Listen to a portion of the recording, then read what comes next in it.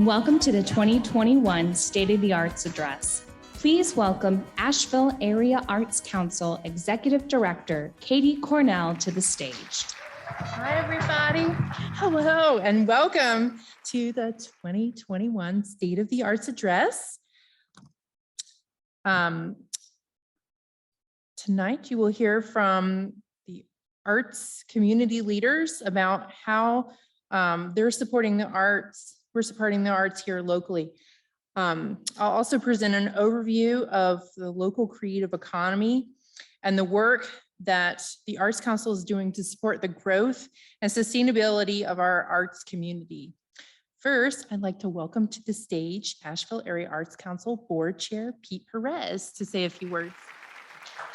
Thank you, Katie. Welcome everybody to the evening's events.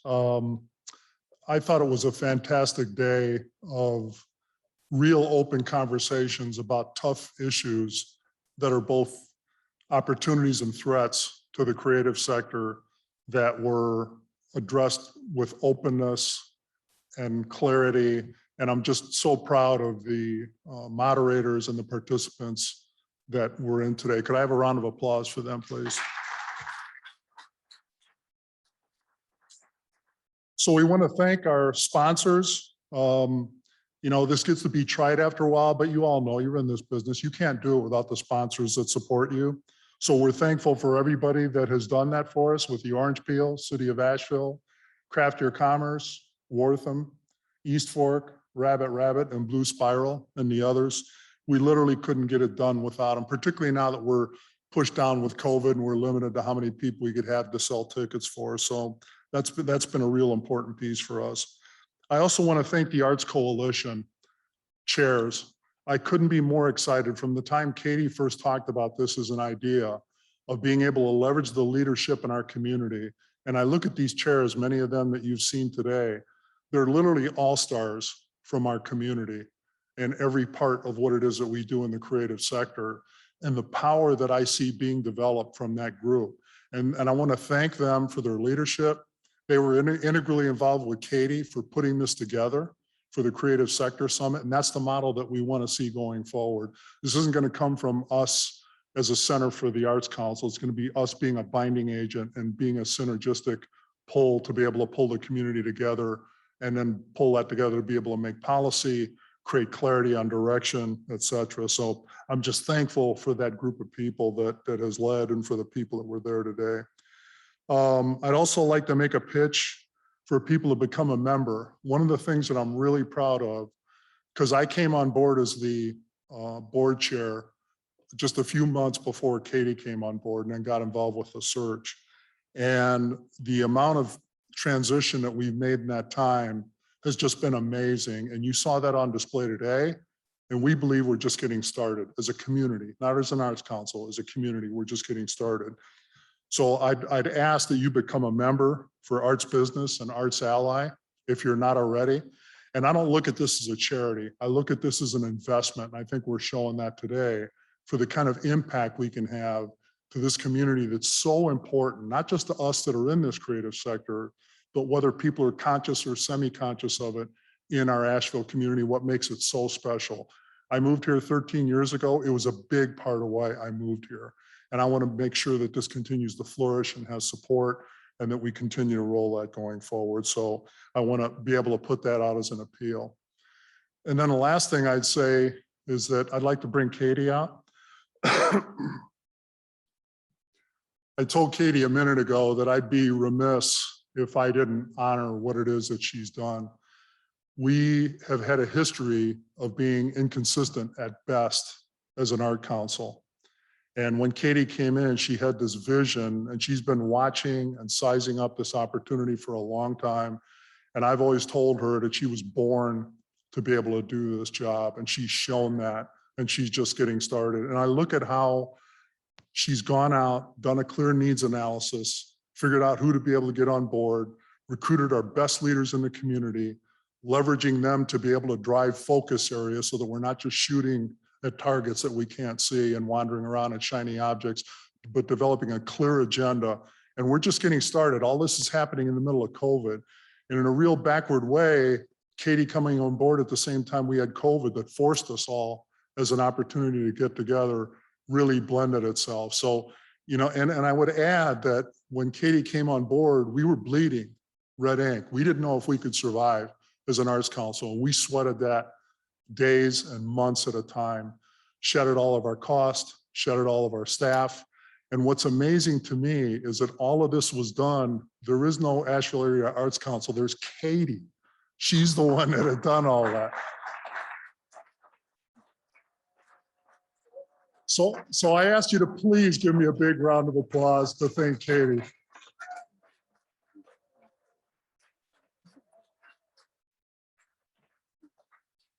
And just one final piece before I get off and we move on with the evening is I want to be able to thank Hannah Duncan, who's joined us and couldn't have been, it was like the cavalry coming for Katie. Just about when she was burnt out, Hannah showed up and has been a big part of putting this together today. So we want to thank her. Thank you. So enjoy your evening. And now a special presentation by North Carolina Arts Council Executive Director Wayne Martin and Arts NC Executive Director Nate McGaha.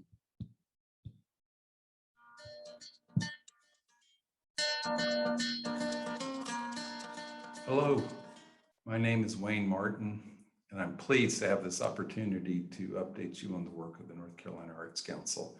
First, let me thank Katie Cornell and Hannah Duncan and the Asheville Area Arts Council Board and the Arts Coalition for inviting me and for organizing and hosting this important event. Our founding mission at the State Arts Council, for those of you who don't know us well, founding mission is arts for all people. And before the pandemic, we really had four primary responsibilities. One was promoting and creating best practices for how the arts are used for public benefit. Two was creating a statewide vision for how to sustain and grow the arts. Three, distribute grants to individual artists in the nonprofit art sector.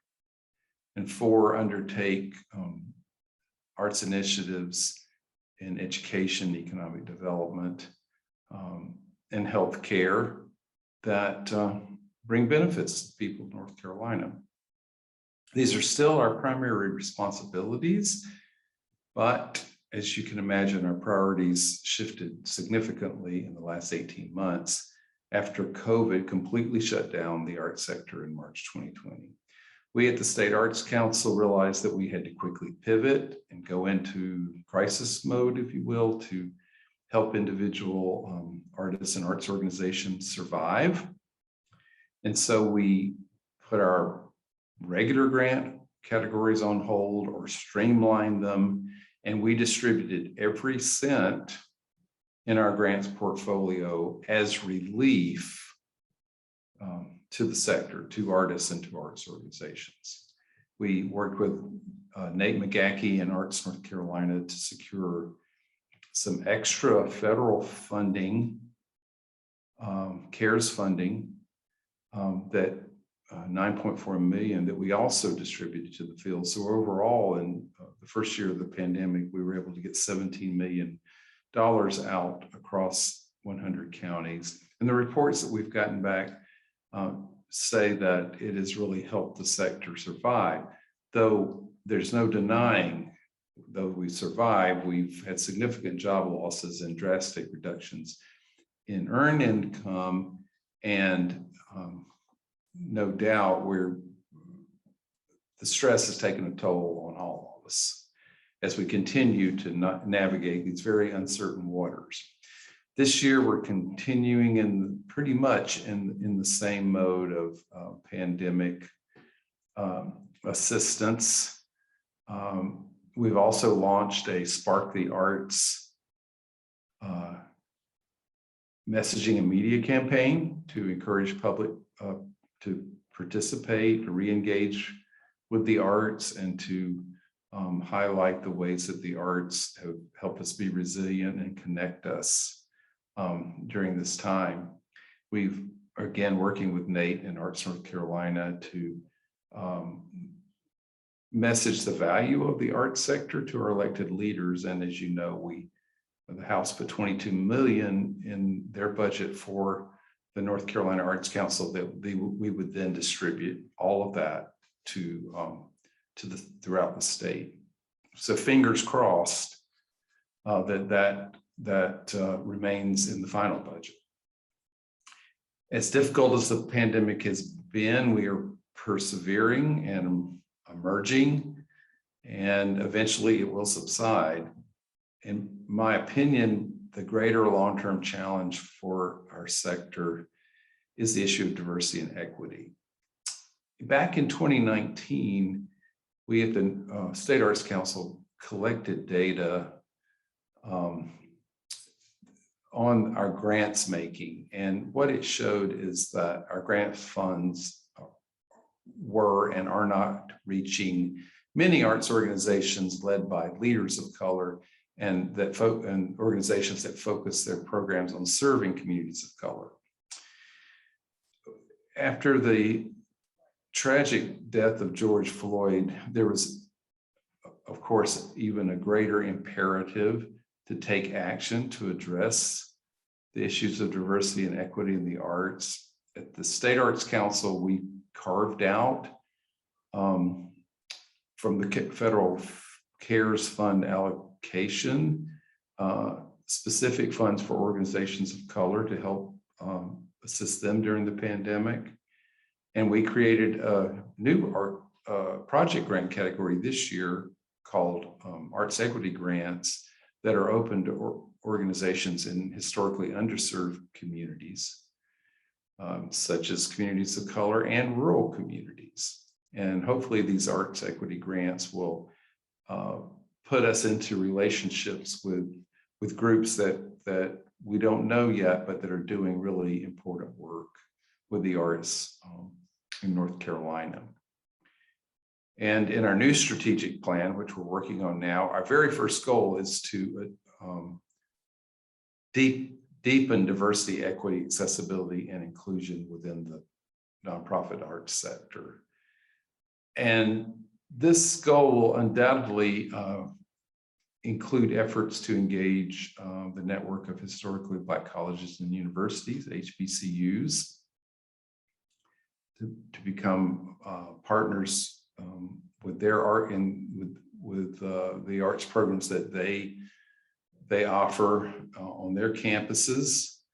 It will also likely result in the reshaping of all of our grants programs to some degree, and this includes opening up operating support to more groups and allowing arts groups that are not 501c3s to apply to us through fiscal agents. Also of interest to this group is the possibility that our new plan will include a strategy to engage a working group of private sector arts organizations and entrepreneurs to recommend potential collaborations between our agency, the North Carolina Arts Council, and the for-profit arts sector in the future. Many of you know that I'm departing from the Arts Council at the end of this calendar year. I am confident that my successor will be a person who embraces the creative sector in all of its wonderful complexity and sees it as integral to the work of the North Carolina Arts Council going forward. Again, thank you for giving me time to talk to you about the Arts Council and give you a status report on how we see things, how we see things are going in our state. I wish you all good luck, and I hope that our paths cross in the future. Thanks so much. I'm so glad to join you all here at the 10th Annual Creative Sector Summit, hosted by my good friends at the Asheville Area Arts Council. I want to thank Katie Cornell for inviting me to speak, as well as for her leadership in Asheville, both at the Arts Council and with the Arts Coalition, as the chair of the Western Arts Agencies of North Carolina, and of course for her service on the Arts North Carolina Board of Directors. There is no doubt that the pandemic has been a tragedy of epic proportions, not only in the loss of life, but also in the traumatic economic, social, and emotional well-being of almost every person on the planet. While many industries have struggled, the creative sector has been impacted more than most. Shuttered museums, art centers, and theaters all over the world left a void in the lives of billions. As Executive Director of Arts North Carolina, I will never forget the fear and sorrow I heard from so many in the arts in those early days of the pandemic. But the pandemic also laid bare many gaping inequities in our society. However, it simultaneously amplified those voices calling for justice and created a massive national chorus for change. And while it may have emboldened the darker impulses of our political discourse, it also lifted up and empowered visions for a better tomorrow. When we lacked resources, we became resourceful. When isolated in our rooms, we found each other on Zoom. And when faced with massive losses of both lives and livelihoods, we came together to support one another and to work for our own common interests. As the reality of the crisis set in, we quickly found our voice and we were heard, whether it was PPP loans from the CARES Act, $9.4 million from North Carolina Cares for the Arts, or over $230 million received across the state from the Shuttered Venue Operators Grant. We made our case and we were heard. We not only made sure that students could return to arts classes safely, we saw the passage of the North Carolina Arts High School graduation requirement to ensure that every student in every county had access to a sound, basic education that included the arts. Communication, collaboration, and coalition became the order of the day as we discovered and rediscovered our creative communities, who in this time of crisis felt more like our families. And the creative community did exactly what we do best. We got creative and we found ways to reach our audiences. And we, of course, were grateful when they reached back. I have heard countless stories of resilience, perseverance, and innovation from artists, arts educators, and arts organizations across the state over these last 2 years. But I do want to take a moment to recognize both the North Carolina Arts Council and especially the extensive network of local arts councils across North Carolina. They not only have been the hub for information and resources for relief, reopening, and recovery, but have also been the leaders of collaborative conversations across our cultural communities from the mountains to the coast. Even as we welcome patrons back into our galleries and auditoriums and students to the classrooms, we know that the shadow of the pandemic is long and that we still have a difficult journey ahead before we are out from under it. But we are not done yet. The $22 million in arts relief that was allocated in the North Carolina House budget is still under consideration in Raleigh and may soon bring relief and resources to our recovery.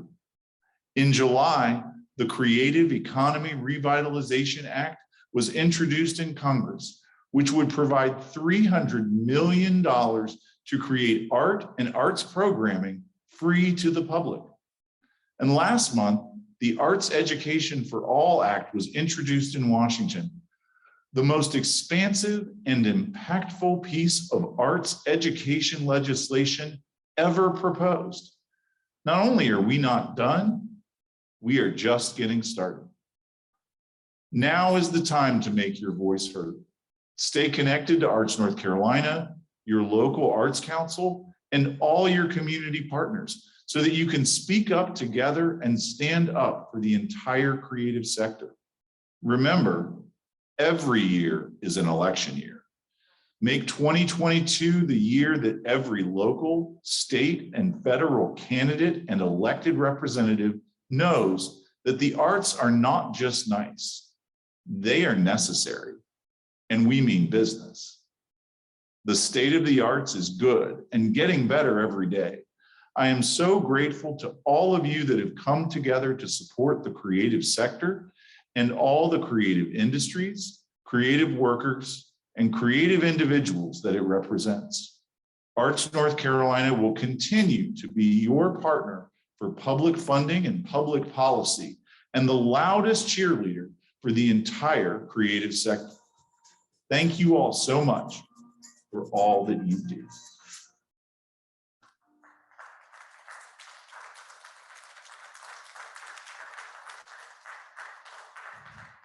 For the Record is a play created and performed by George Awad and Jamie Knox about a loving but struggling marriage and the outlandish idea this couple resorts to in order to save what they hold most dear. The full production will be performed in February 2020 at the Magnetic Theater. The Magnetic Theater is a recipient of an organizational grant through the Asheville Area Arts Council. Please welcome to the stage, George Awad and Jamie Knox. A master bedroom in the house of a middle-aged couple, Callie and Omar, on a Friday morning. Omar is getting ready for work, straightening his tie in the mirror. Callie is also getting ready, is looking all around for her favorite shoes. Have you seen my slingbacks? Shit, I'm gonna be late.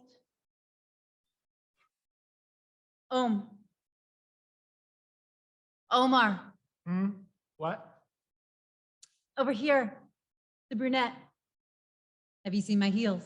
Nope. What'd I just say? No, I haven't seen your heels. Huh. Well, have you seen my Stegosaurus eggs? You know, the speckled ones? I could have swore I left them in a jar of mayonnaise. No, hon. Crosses to her, gives her a kiss on the cheek. I'm sorry, honey. I need to roll or I'm going to be late for this court tonight. Omar turns to leave. Omar, What is it? you haven't listened to anything I've said this morning. Are you even aware that I'm in the room? Babe, I'm sorry. I have this big case wrapping up today. I'm just preoccupied. There's always a big case. Well, I mean, I'm a lawyer, so if I'm lucky, yeah, there's always a big case. Oh, really? Is that how it works in your big job building? Oh, I find it so hard to believe you're a struggling comedian. Oh my God. What? Oh my God. Aha! Ow! What was that for? You don't know what today is. You've already forgotten what today is. What? Omar, I'm meeting my dad this morning for the first time in years. Oh my God. Right, you're a estranged father. Wow, this is a new low, even for you. Cal, I'm really sorry. I completely. Forgot? Yes, I know. Didn't hear me? Yes, I know. Everything I say goes in one oversized ear and out the other. Yes, I know. Huh. No. I'm done. I've been meaning to bring something up for a long time. I think we should seriously consider. Kelly, can we talk about this later? I don't want us making any rash decisions. I just said I've been thinking about it for a long time. That's like the opposite of rash. Oh, well, let the record show that it goes both ways, babe. It's not like you're the one doing all the listening. Yeah, I am. And you always feel the need to argue with everything I say. No, I don't. Cal, what's my big case that I'm now running late for? Today, what's today about? Oh, I forgot. I'm sorry. Who's your big client? My celebrity Fruit of the Loom case. I'm representing Leaf. Remember, he's suing the other Fruit of the Loom guys for conspiracy. You're not defending Purple Grape? Why does everyone ask that? Because he's the best. Why does everyone say that? Purple Grape gets all the press. No one gives a damn about a leaf, all right? I thought they were all supposed to be fruit anyway. They're fruit or fruit adjacent. I guarantee you the moment you tell someone your client is the Fruit of the Loom guy, everyone's gonna think it's Purple Grape. Maybe Red Apple. And when they find out it's a leaf, they're gonna be crushed. Well, look who's finally taking an interest in my briefs. Omar, I'm on my way to meeting my estranged biological father for the first time in years at Pearls, and I'm just a little fed up. Wait. You're meeting him at Pearls? Yes. No. You want to take him to Grinders Keepers. They've got the best scones. It's on the other side of town. Also, no one takes their estranged biological father they haven't seen in years to a place called Grinders Keepers. Great scones. I can't do this anymore. Omar, I can't exist in this marriage where my words and my needs aren't being heard. Let's talk tonight. No. Now, I think we should Cal, please don't. open the relationship to other people. Wait, what? I want to be heard, and I think it's best if we. do Callie, that. honey, that's a fantastic idea. You think so? Oh my God, I know just the person. You do? Oh yeah, Becky from work. Becky? Yes, Becky, I told you about her. Becky? She's perfect. Oh my God. You've been thinking about Becky from work and she's perfect? Not only that, but she and I have talked about it. She is so on board. You've talked about it? About bringing her into our marriage? Yeah, she thinks it's a great idea. I don't even know what to say. Callie, you brought it up. But look, if we're going to do this, we have to go all the way. We have to be on the same page. Yeah, but I don't know. I mean, that's just a little. I mean, let's be honest, babe. I'm not exactly getting my needs met. Oh, okay, fine. But Becky, What's wrong with her name? You haven't even met her. how did you meet her on your TikTok account? I told you, I work with her. I heard you. Oh, well, that's a first. Look, you go have a meaningful reunion with your father, your estranged father, and I would love to meet him if he's interested. And, you know, I'll come back with Becky tonight and we can see what happens. Tonight, I mean, shouldn't we discuss it more? She'll be so excited. And I think you will too. I mean, your whole attitude about this. It's just so. I love you. I'll be home tonight and we'll explore the possibilities. Okay. I think this is a wonderful idea. I've been wanting this for so long. See you tonight. Oh, can you please put the Chardonnay in the fridge? Chardonnay? Becky likes Chardonnays. Love you. Love you too. Lights down.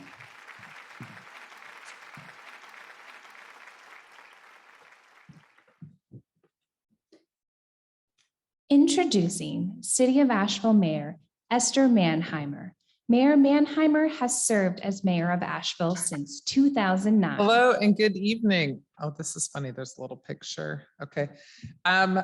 Just one point of clarification. I've only been mayor since 2013 and I can't see any of you. So I'm going to pretend there's some people out there and some people virtually. Good evening. Okay. It is my pleasure to be here tonight. And I really want to thank Katie Cornell for inviting myself, and you're going to hear from County Commissioner Al Whitesides. And first, I just want to tell you, I know that some people might know that I'm a lawyer, and lawyers probably aren't equated very much with the arts, which is true. I would say that's probably accurate. But I myself grew up in a family of artists, and I just sort of assume everyone knows that maybe everybody grew up in a family of artists, but maybe not. I don't know. When I was growing up, we would go on these road trips, and my mother was a fiber artist. She still is a fiber artist. And I thought it was pretty normal that at each rest stop, you would go and pick lichen off of trees for your mom's next dye batch. Did anybody else do that? Okay, maybe it was just, I thought that was how you, anyway. And then my sister was a photographer and took several unflattering, but apparently artistically important pictures of me growing up that I am frequently reminded of, unfortunately. But anyway, that's how it works when you live with a bunch of artists. So in reaction to that, I became a lawyer. That's probably what somebody had to do it. Okay, so I just want to talk a little bit about the city and arts. I was asked tonight to talk about kind of how the city participated in supporting the arts through this last year and a half, this pandemic that we've all experienced. And, I just want to reinforce for you that the city, speaking from the city perspective, we really understand the importance of the arts. The arts are part of our identity as a city, our arts and culture, and we understand that. Sometimes we struggle as a bureaucracy to find our place in that, and that has changed over time, but we always recognize that it is part of our heart and soul as a community. And it really isn't just because it makes a lot of us so happy and fulfilled, but also because it's a really important part of our vibrant economy. So, in the last year and a half, we had to kind of pivot and figure out how we are going to make sure that our public spaces are still available for people to be heard, people to recreate, people to teach, learn, connect, display, and even make money in a creative and equitable manner. So that's what we think about ourselves as a city. And so I'm just going to give you a few examples of how we have supported as a city the creative sector. And when I say we, let me just say, we have an important part as politicians. We're politicians, we're the city council, and we do things, support things on a policy level. We have a lot of, though, invested staff that played a very important part. And you heard from some today during your conference today. But let me point out a couple of things that I want to highlight for us. We worked hard, again, the city and city staff worked hard to bring back events such as the Big Crafty, Art in the Park, North Carolina Ceramic Art Festival, Arts to People, Surreal Circus, Village Art and Craft Fair, Ola, Asheville, the Yoga Festival. Okay, the Yoga Festival apparently counts as art, but do you think that's a stretch? I do. Leaf Downtown. Okay, yoga's legit. Yoga's legit. All right, okay. Leaf Downtown, Goombay, the Asheville Symphony, and the Asheville Ballet. We estimated that over 75,000 people safely attended these events, and safety was our #1 issue in trying to bring back all of these events. We continued to provide a way for community to organize and produce their own temporary public art and placemaking installations through our Place Partners program. We're really good at titling these programs. We have our Arts and Awareness on the Greenway by Friends of Hominy Creek, our Overdose Awareness Art Installation and Vigil by Seek Healing along the French Broad River, and Cup of Me Tree by Blue Ridge Pride in Pack Square Park. Did anyone see that? It was the tree with all of the, yes, good. All right. And the council partnered with the Asheville Area Art Council in the wake of the George Floyd murder and protests to commission the Black Lives Matter mural in the heart of our downtown. And that kudos to the Asheville Area Arts Council who raised all the money for that mural. Yay, Asheville Area Arts Council. And we had funding partners like the Tourism Development Authority and the North Carolina Parks and Recreation Trust Fund, which has helped partner with our RADTIP project. And that, we like to call it RADTIP, but that is the area in our River Arts District that's being redone all the way from the Smoky Part Supper Club to the Amboy Bridge, which is about 2 miles. And the way we like to think about this is artists made it start to be great. I always say artists are like good bacteria. They make good things grow wherever they are. And then the city came behind them with millions of dollars to take it to the next level and continue to create an incredible place for arts to thrive and for people to enjoy.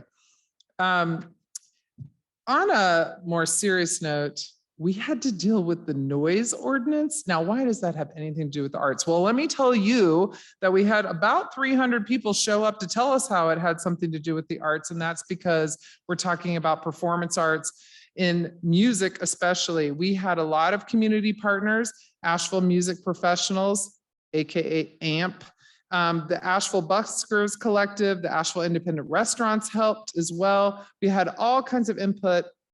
Almost, I think, 2,000 people commented online to help us shape our noise ordinance, which is a very delicate balance between those who are concerned about noise and those who want to make a lot of noise. So hopefully we hit the right chord. Okay. I can't help it. It's just, there's too many opportunities for puns with the noise ordinance. Okay, just indulge me. So anyway, that was a big task. I'm just going to say it was really actually quite difficult. So we also are trying to seek numerous ways to address the inequities we find all the time in our community. And one of the ways we did that this year is through our Business Inclusion Office, which partnered with the Asheville Shares Space to use our first federal COVID response grant funding to help fund spots for historically disadvantaged creative business vendors at artist markets downtown and in the River Arts District to make sure people had a space even in the face of the pandemic when everyone had to go outside. We also employed architects, metal workers, writers, and preservationists to help us rehabilitate the 3 urban trail stations downtown. Please go check those out and enjoy them. And then also, just to sort of connect the dots here, we have a place called Harris Cherokee Center, which is the host place for a lot of performing arts.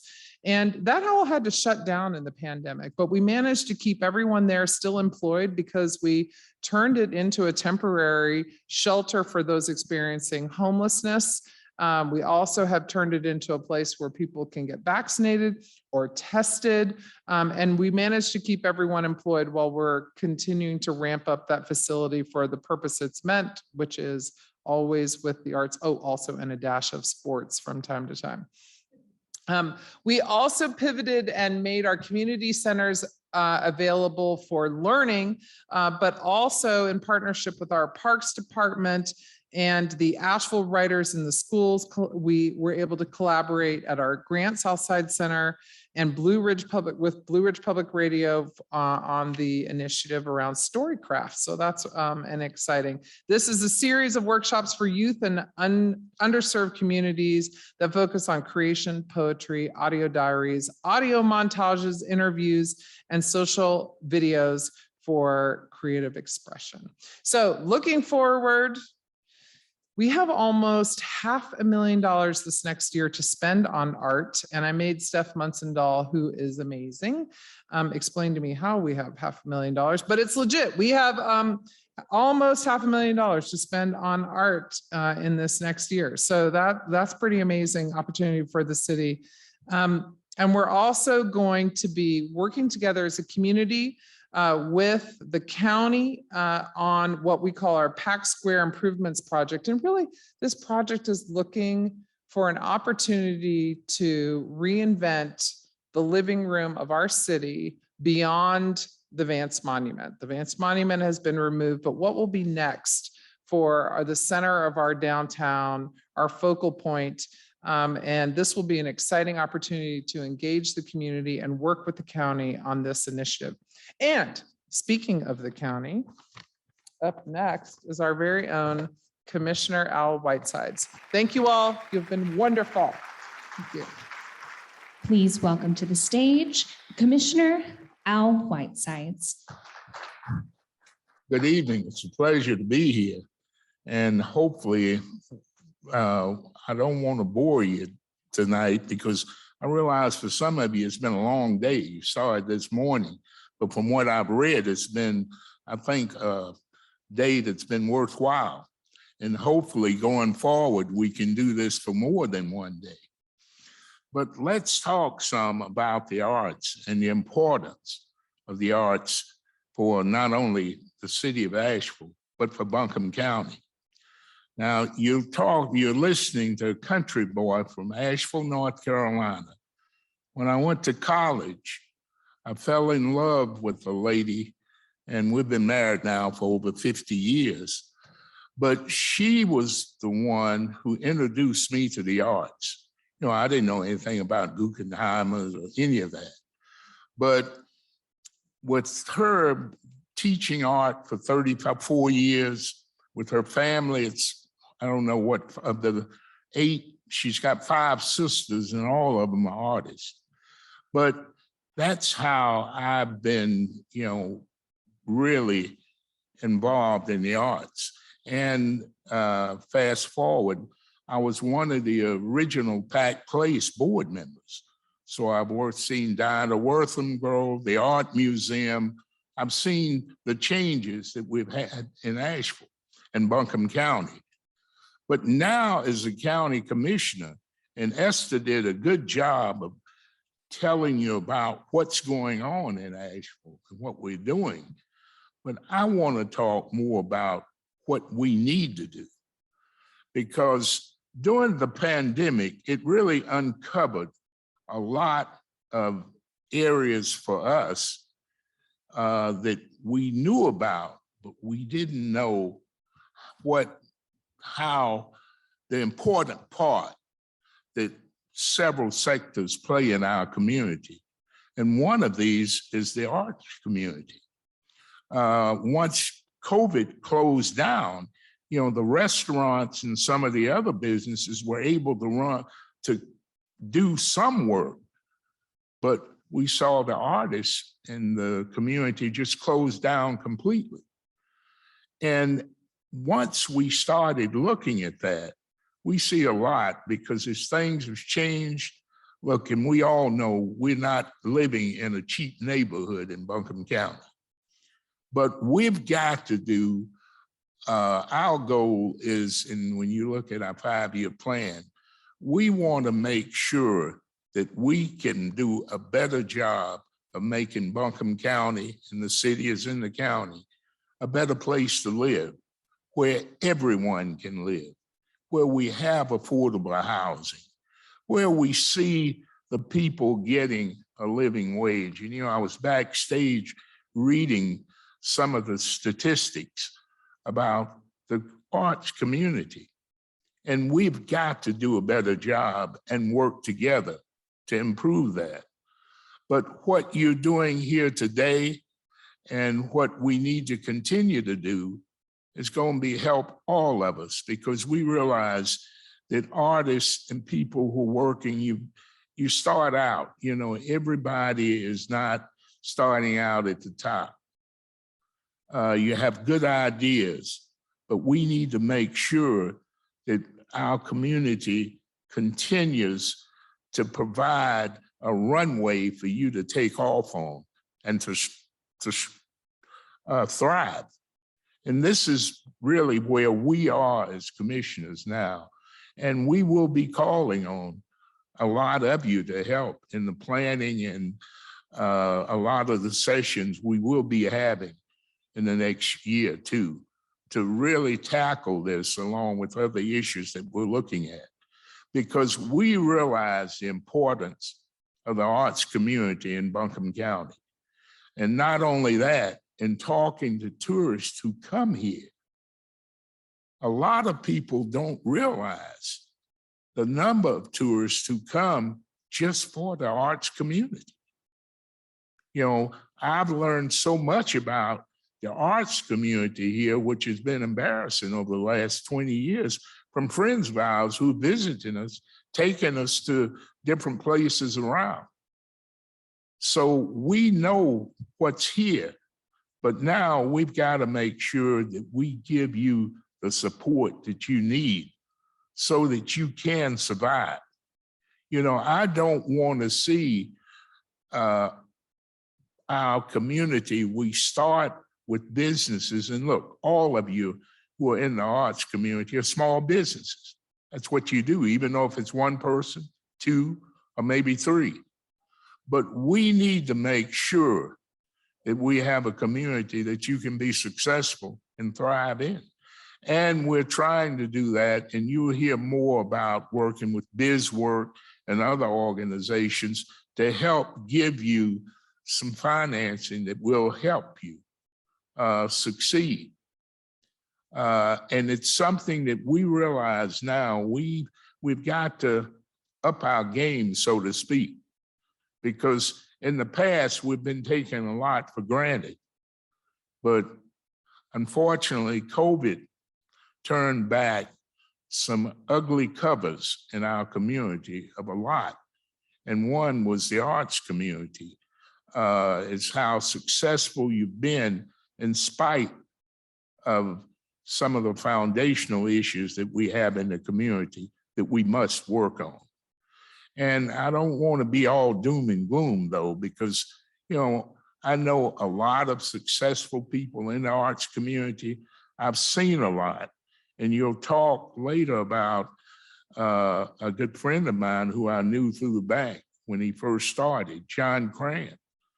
And I saw him start in one room in the Biltmore Village upstairs over Bell's then. It was a men's store. He was a visionary. He was telling me early on what he was going to do, and I just looked at it. I didn't think he could pull it off. But then as I watched him move, I saw what he did and the contributions he made to the community. When you look at not only the downtown area, but the Biltmore Village. Most of those in 1971, when I started in banking, most of those houses there were boarded up. Several were condemned. But we had visionaries like John Cram, who really made a difference, and look at where we are today. But we can't let that stop where we are now, because we have a lot more John Crams who are starting out, who we've got to give the support to. And I hope that we can continue to do that. And it seems that you've had a successful day, and I won't stand here longer because I know it's a young man coming behind us who is a good performer, and you'll enjoy him a lot better than hearing political speeches. But I will say that thank you for what you do in the community, and don't hesitate. You know, if you have, I know a lot of you, I hear from emails or whatever, but don't hesitate to reach out to us. And what support we can give, we will. But we are dedicated, and I know the majority of the commissioners are like I am. We realize the importance of the arts community and what you do for Asheville and Buncombe County, and keep it up. But we've got to do our part to make sure that we give you the support going forward to keep it up.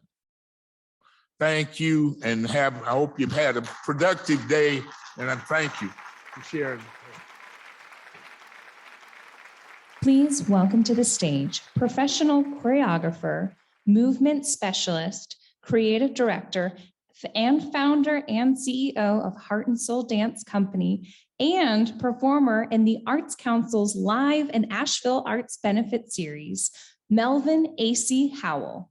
Internal versus external. Phase 1, me.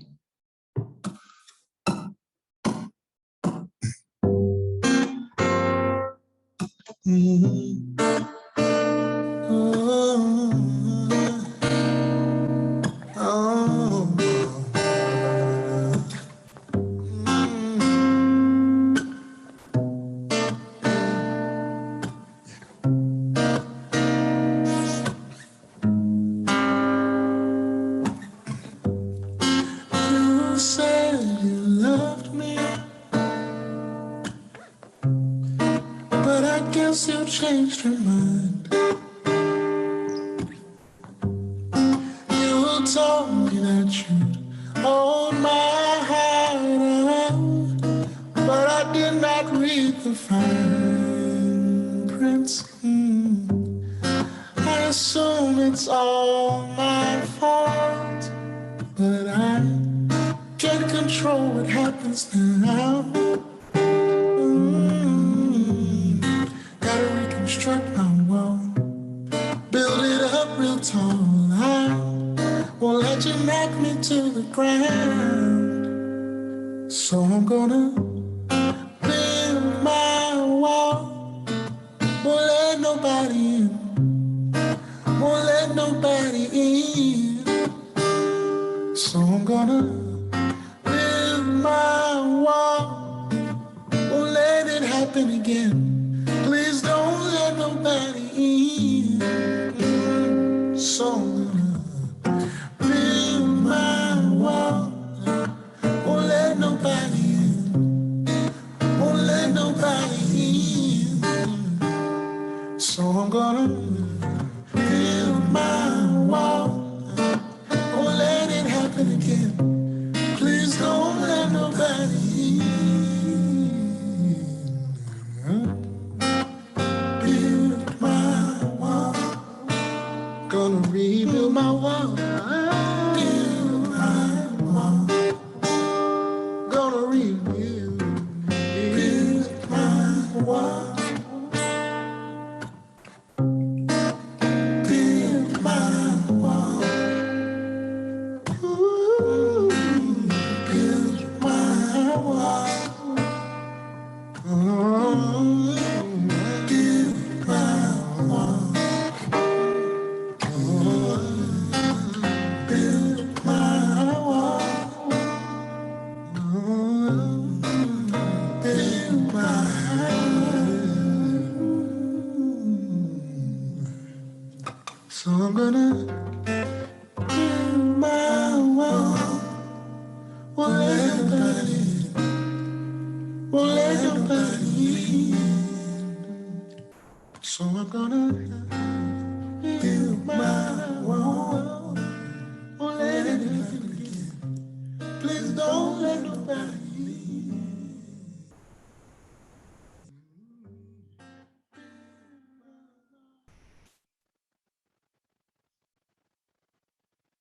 Phase 2, you.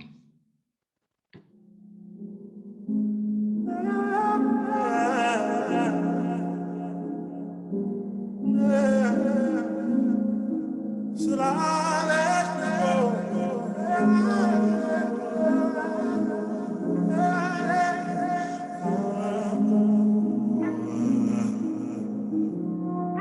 Don't know when I'll see you.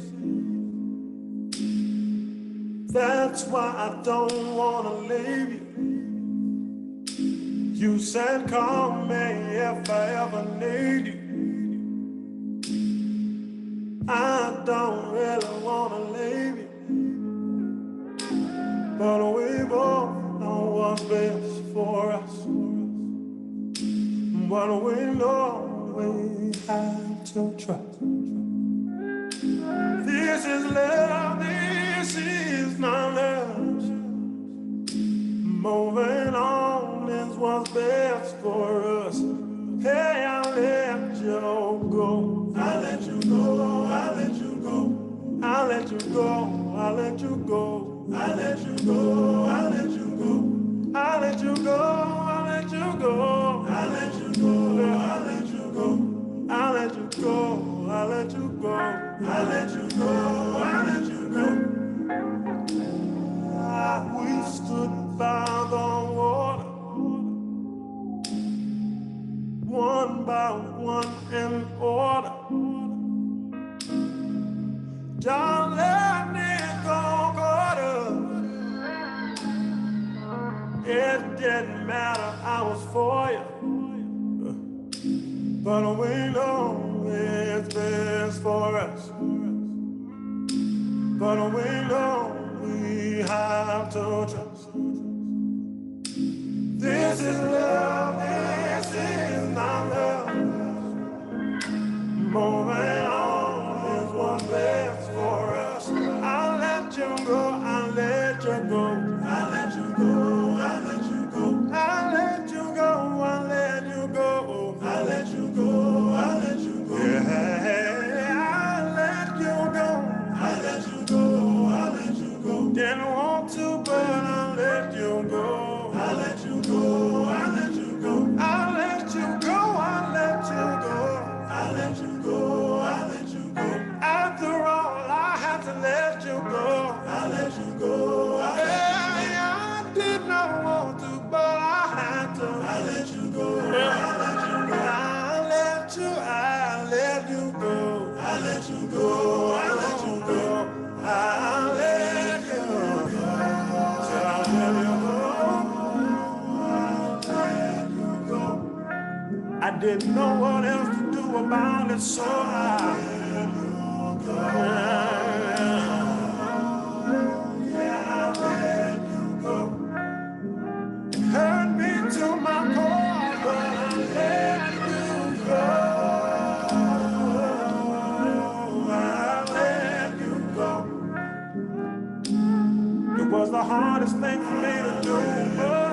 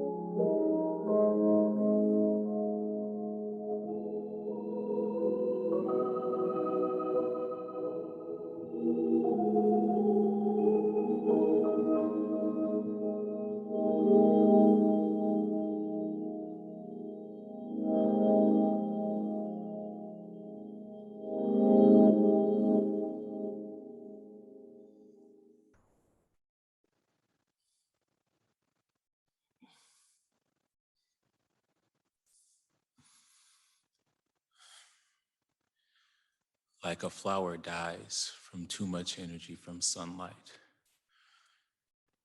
so do we and the purposes we were meant to achieve if we spend so much energy putting up walls with battles that we were not meant to hold on to.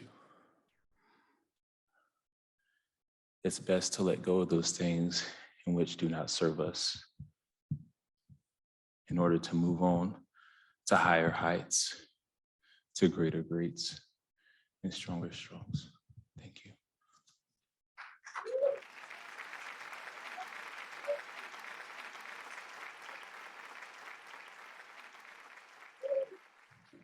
Welcome back to the second half of the State of the Arts Address, where we will find out who will take home the first ever Crammy Award. Before we begin, we would like to share a message from the nominated chair for the National Endowment for the Arts, Dr. Maria Rosario Jackson.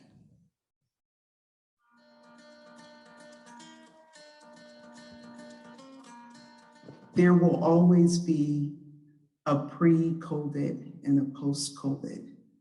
There will always be a pre-George Floyd and a post-George Floyd. And there will always be a pre-January 6th and a post-January 6th. And we're at a time when I think the moment compels us to do something different, to speak truth, and hopefully to get unstuck. and figure out how to get things right. So in this context, I think that understanding the role of arts, culture, and design in how we think of healthy communities, healthy people, and a healthy society, I think it's a really important thing that we've missed for a long time.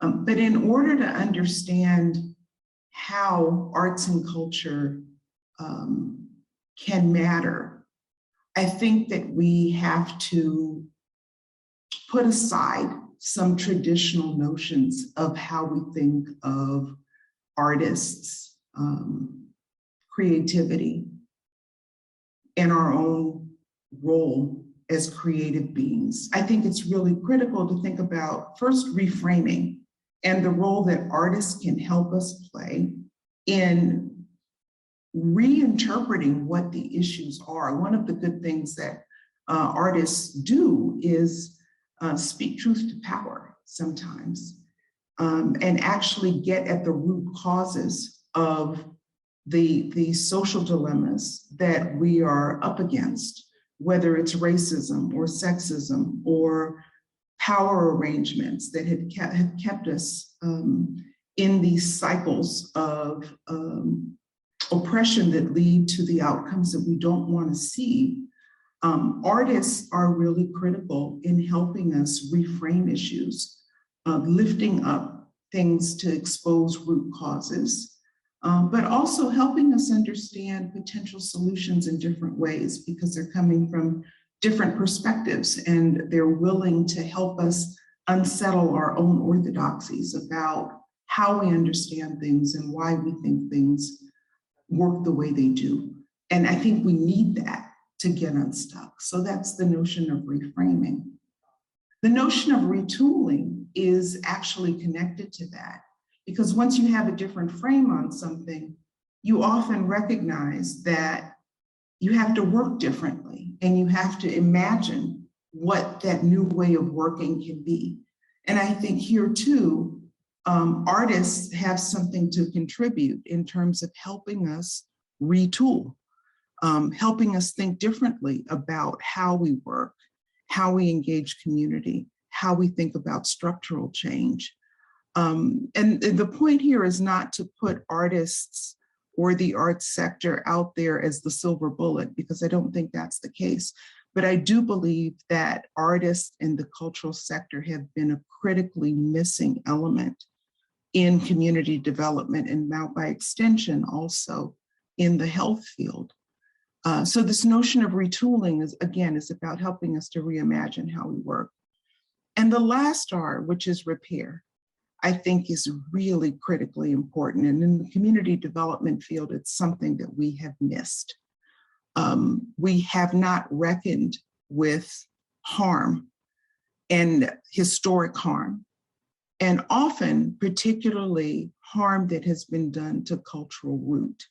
So for communities that have been disenfranchised and historically marginalized, often one of is on your culture. It's on your sense of self-worth, both individually and collectively. And there is work to be done that I think of as root repair in some ways. And when I think about healthy places where people can thrive, I often ask, where is the work of root repair happening? Where is it that people are able to reclaim culture that has been denigrated or erased? Where is it that people can advance their own way of understanding the world and related aesthetics on their own terms? Where does that kind of cultural and intellectual sovereignty happen? Where is it that we are drawn to both individually and collectively think anew about our role in the world? What is possible? What is possible individually? What's possible at the community level? And what is possible societally what is our civic health? What does well-being and health mean at those different levels? How are we stuck in trying to move towards a more positive and just way of thinking about our existence at those different levels? And how might we work differently?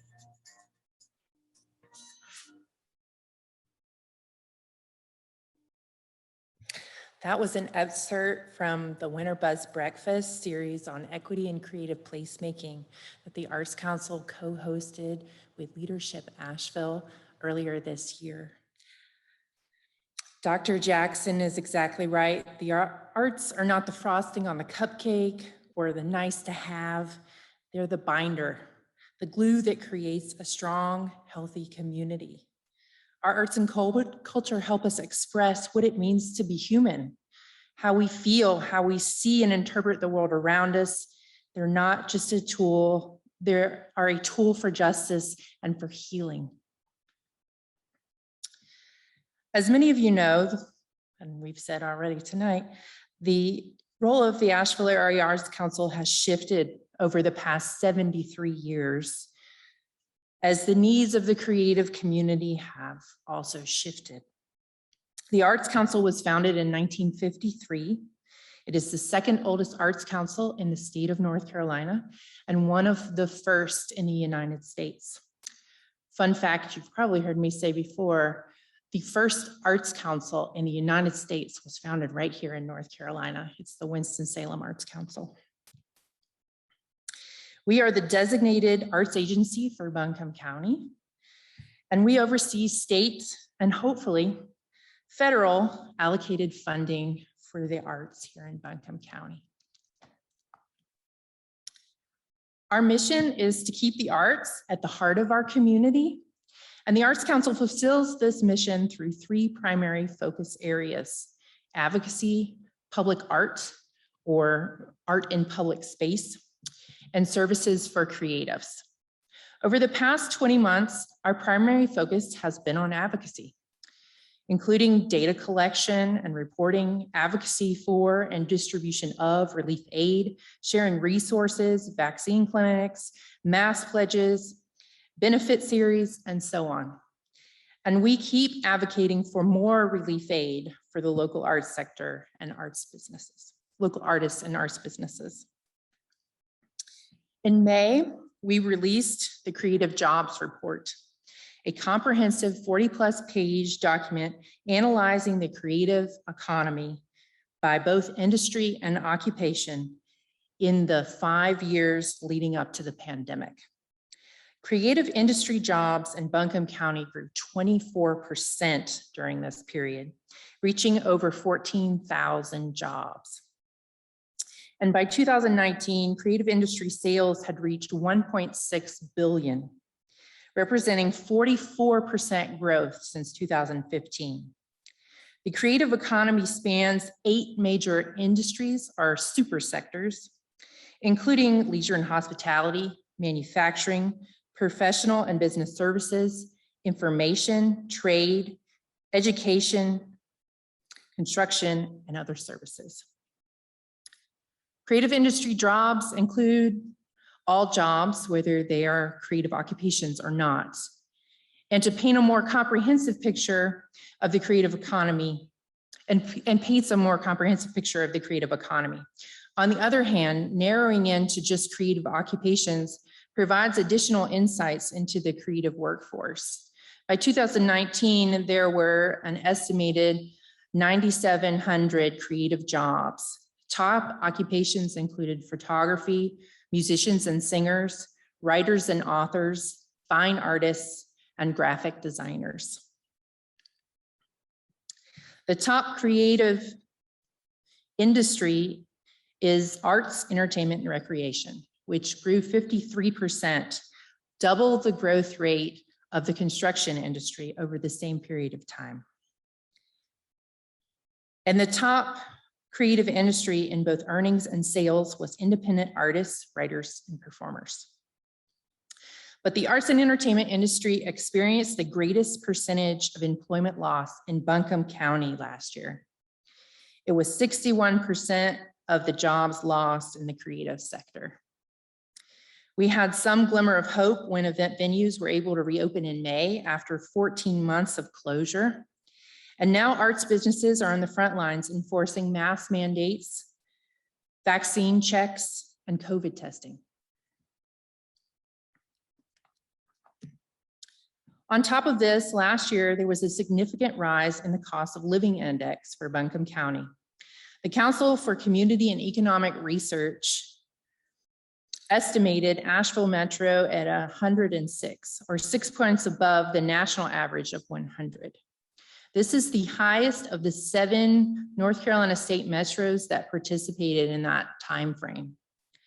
Our newest creative sector earnings report shows on average, earnings for the creative occupations in Buncombe County are 14% lower than the state average for the same occupations and 22% lower for the national averages of the national average.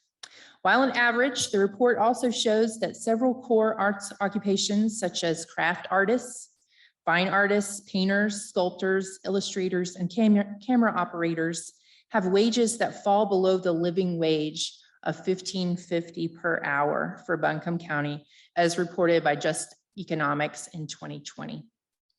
Today's creative wage panel were asked the question, what can we do about this? How can we close this gap?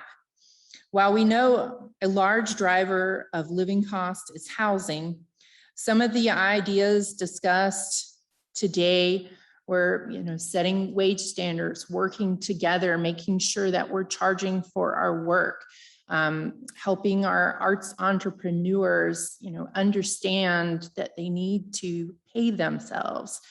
We also talked about how grants are shifting for nonprofits to actually include operating so that we can pay our staff. So there's shifts happening within the creative sector that we really need to build momentum behind. But of course, housing, is that gap that we're going to have to fix as well. You can see the report infographic and a table showing how the wages for each creative occupation, our 71 creative occupations, compared to state and national averages by going to ashevillearts.com/earnings. Though we're facing many tough challenges, what this year has really shown me is that we are better when we work together. After studying the breadth and depth of our creative sector in the process of creating the Creative Jobs Report, it became clear to me that to truly serve the entire creative sector, we needed to build a network. Together input, prioritize, and unify our advocacy efforts and build support. This led to the creation of the Arts Coalition, 10 committees with 10 chairs, each tackling major issues through different lenses. Though this is a new initiative, it's off to a strong start. And as you saw today, if you joined us for the panels on arts equity, sustainable tourism, pandemic impacts, and cultural tourism, I encourage you to join us. We are better together. Thank you. Please welcome to the stage recording and performing artist, singer, songwriter, producer, DJ, on-air personality, Grammy-winning vocalist, and recipient of the Artist Support Grant, Ryan R&B Barber. All right, how y'all doing? All right, I can hardly see, but we're gonna have a good time anyway. My name is Ryan R&B Barber. I am known as the doctor of ABL Funk, and I'm also known to help you get your boogie on and make you feel good at the same time. I know it's not a lot of room around here to get your boogie on, but you can still move in your seat. So we're gonna make it happen. Go ahead and drop that beat. Name of this song is Funk, F-U-N-K, Your Feelings. Every time you try to do something in life, try to better yourself, there's always got somebody with somebody negative to say. They just need some funk in their feelings. That's what this song is all about. Check it out. Have you ever been minding your business? Just doing the best you can. And that one that always chooses to diminish. That's right. They try to throw a wrench in your plans. You know what? They just need to put some funk in their feelings. And you know I'm just that man. Hey, to turn they frown upside down and turn they mood around. So listen up now. Somebody try to hate on you for the way you do the things you do. Hey, just tell them you got a phone. Your feelings, funk, your feelings. And if you're one of these people and you hate the game strong, just let me turn the volume up on this song so I can funk your feelings, funk your feelings. So many people spreading anger all over the place. I always got something to say about how you run your race. They steady bumping their gums, jumping out of their lane with a mean mug on their face. They're the epitome of misery, loves company, so they all up in your space. See, I'm just trying to live my life and get it right, get it right. So why you always trying to dim my light, dim my light? We can help each other's future be so bright. We can be so bright. So just take this advice for emphasis, I'll tell you twice. Somebody try to hate on you for the way you do the things you do. Hey, just tell them you got a phone. Your feelings, phone, your feelings. And if you're one of these people and you hate it, game is strong, just let me turn the volume up on this song so I can phone your feelings, phone your feelings.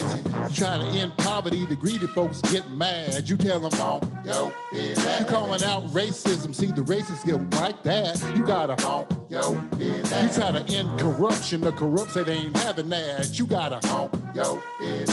You hating on the next one hustle cause you ain't got it like that. You need to phone your feelings. I'm just trying to live my life and get it right. Try to get it right. So why you always trying to live my life, live my life? We could help each other's future be so bright. We could be so bright. So just take this advice from me that says I'll tell you twice. Somebody try to hate on you for the way you do the things you do. Hey, just tell them you got a phone. Your feelings, phone your feelings. And if you're one of these people and you hate it, game is strong, just let me turn the volume up on this song so I can phone your feelings, phone your feelings. Oh yeah, y'all know what I'm talking about. You got somebody negative in your life, you just tell me to put some funk in their feelings and everything will be all right. I see you nodding your head over there. That's right, get your boogie on. Name of that song is Funk Your Feelings. Thank you so much. All right. We got one more if y'all don't mind. Y'all mind if I do one more? All right. Y'all want to hear some more? Let me hear you say yeah. All right. I think you're really going to like this one. Go ahead and drop that. This song right here is dedicated tonight to the Asheville Area Arts Council. And it is also dedicated to everybody that is representing North Carolina to the fullest. If you represent North Carolina, make some noise. All right. I had to write this song about the place I call home, the land where I was born, and the place where I belong, from down in Fayetteville all the way to these mountain hills.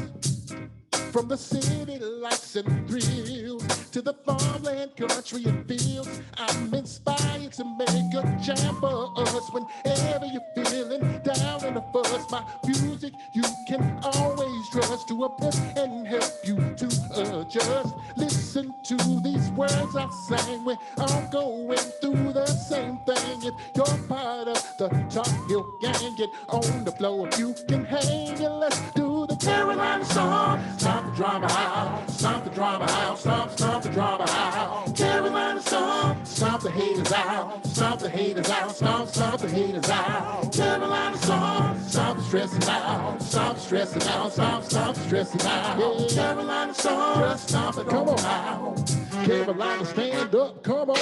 I gotta give a shout out to the 919 with the greatest capital city.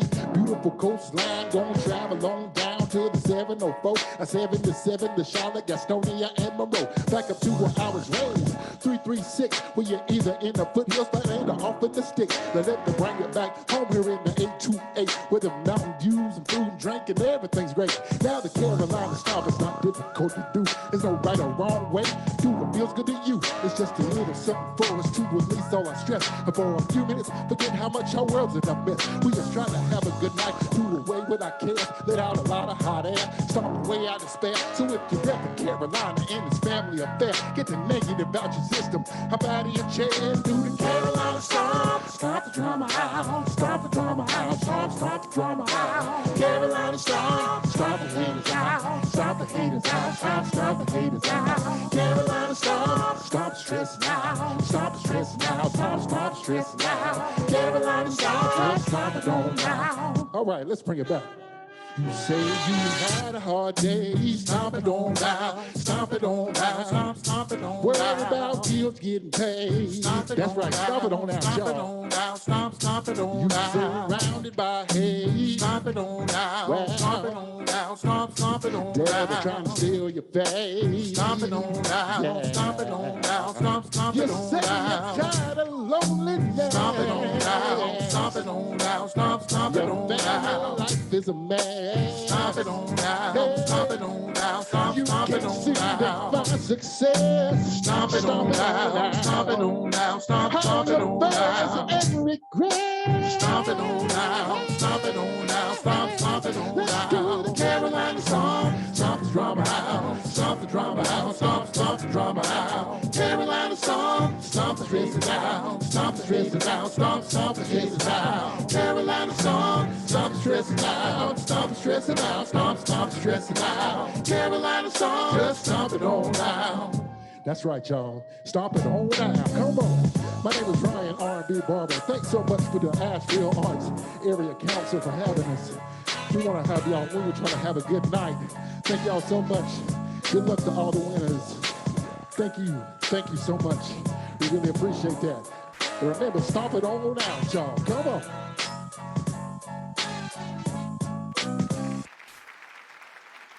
Please welcome to the stage Michael Maines, Gallery Director for Blue Spiral 1 Gallery.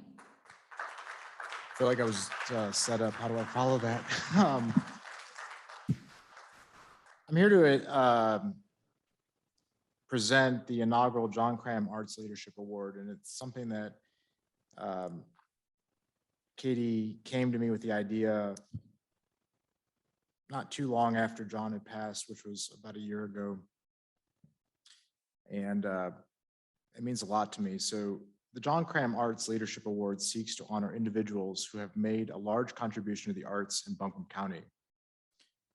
I personally cannot think of a more fitting way to honor leaders in our community, and especially our creative community, than with an award that celebrates the attributes, values, and dedication that John Cram possessed. This award means that the vision, potential, and hope that John saw in Asheville 40 plus years ago continues with the next generation of leaders. The community nominated over 40 of our top arts leaders, and the Arts Coalition had a tough time narrowing down to just 4 finalists. Before I go into speaking about the 4 top finalists, I'd like to first give a round of applause to those 40 top arts leaders that were nominated and all other arts leaders in our community, because that's an awful lot and extremely impactful. Please join me. The first finalist is Dwayne Barton. Dwayne is a native of Asheville, North Carolina. He grew up in Washington, D.C., and is a Gulf War veteran. He has been involved in community improvement and youth development for over 20 years. As a visual and performing artist, he is involved in environmental justice issues, both through his art and his community involvement.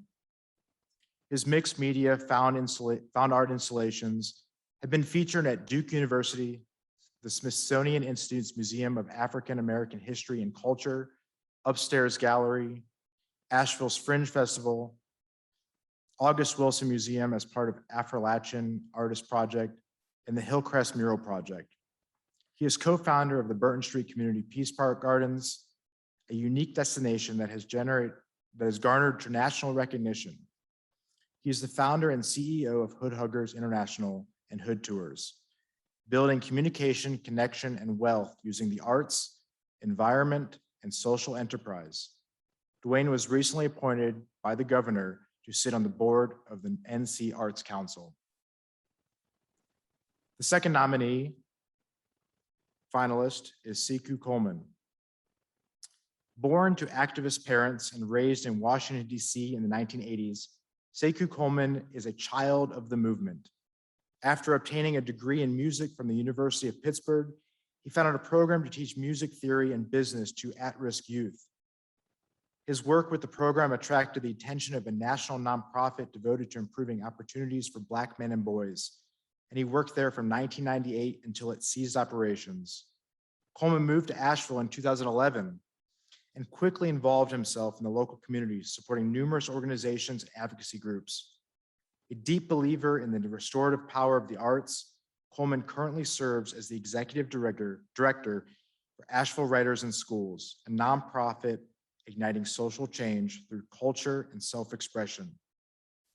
As a volunteer, Coleman also devotes considerable time to Co-Think, a social change philanthropy that works to accelerate positive changes in communities of color in West North Carolina, in bountiful cities, and urban agriculture nonprofit. Our third finalists, Hetty Fisher and Randy Scholl. Hetty Fisher and Randy Scholl are cultural pollinators based in Asheville, North Carolina, and Merida, Mexico. Together, they founded Pink Dog Creative, a 20,000 square foot warehouse now housing 30 artist studios, 2 restaurants, a coffee shop, and a gallery exhibition space in Asheville's lively River Arts District, as well as 22 London, a 9,000 square foot warehouse where they present exhibitions from their personal art collection of internationally recognized artists and performances. Hetty and Randy have served on the board of multiple local organizations, including the Asheville Area Arts Council, and have spearheaded community projects such as the Container Project, a series of community murals on the creative exhibitions like In Solidarity, which spoke to the violence, fear, and grief caused by centuries of injustice to Black people, and to celebrate the many contributions made by people of African descent to the culture of this country, and the world. And over the years, they have provided multiple artist residencies and support for programs like Youth Artists Empowered, a safe space to create arts for youth in the Southside community founded by Cleaster Cotton. Our fourth finalist is Jessica Thomason. As the manager of Echo Mountain Recording Studios, Jessica Thomason has become one of the cornerstones of Asheville music community. She is committed to helping the future of music and promoting the city as a musical destination. Jessica co-founded the Asheville Music Professionals, a nonprofit organization committed to providing education, advocacy, connection, and collaboration in the music community. She is also the co-owner of Acme, a publishing company that helps to connect artists with licensing opportunities. Her latest endeavor, Connect Beyond Festival, is an arts and literature festival featuring creative talent from around the world with a mission to inspire change for social justice through music, film, art, and literature. This innovative event features intellectually stimulating panels, movie screenings, and live music, with authors, songwriters, producers, musicians, journalists, activists, educators, and filmmakers coming together in the name of achieving a more socially just planet. Throughout the pandemic, Jessica has been a tireless advocate for the local music community, from food drives to noise ordinances. Let's again give a round of applause for our 4 finalists.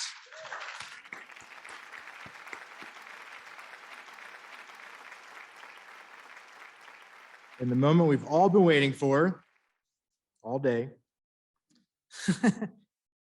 And the Crammy goes to Dwayne Barton. Please come on stage and receive your plaque and say a few words, Dwayne.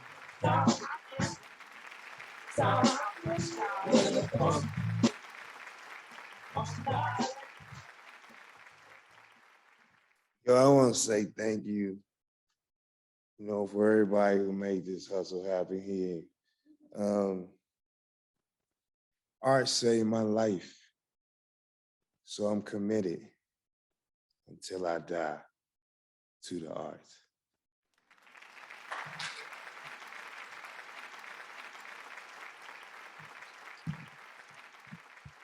All right, all that's left is to wrap things up. So thank you all for joining us for the 10th Annual Creative Sector Summit.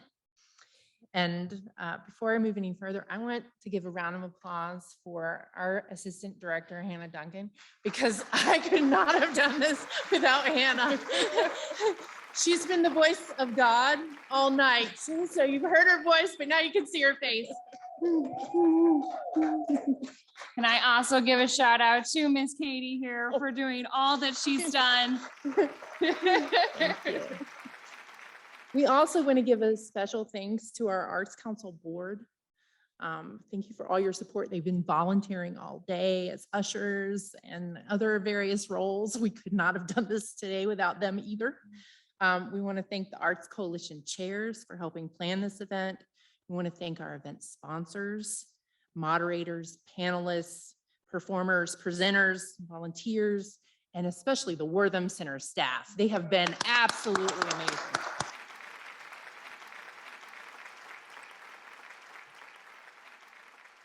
If you want to stay up to date on the latest issues with the local creative community, please sign up for our newsletter or join the Arts Coalition. I've said it a few times today. Please do it. We also could not do this important work without the support of our members and donors. Please consider joining them by contributing to this work by making a donation and/or becoming a member today. We hope you will all join us again for the 2022 Creative Sector Summit next fall. Thank you.